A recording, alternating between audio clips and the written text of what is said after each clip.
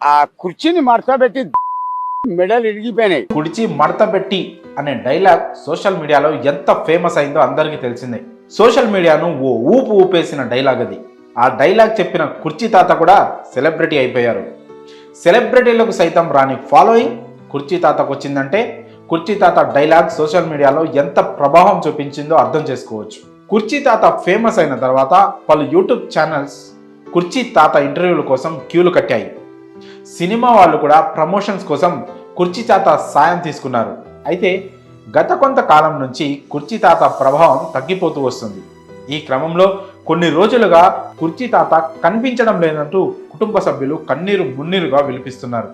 దాదాపు 7 రోజుల నుంచి కుర్చీ తాత ఆచూకీ లభించడం లేదని ఓ యూట్యూబ్ ఛానల్ ద్వారా కుర్చీ తాత భార్య, కూతురు వెల్లడించారు. ఆచూకీ తెలిసిన వారు తమకు సమాచారం అందించాలని వారు వేడుకుంటున్నారు. అన్ని చోట్ల వెతికామని తెలిపారు.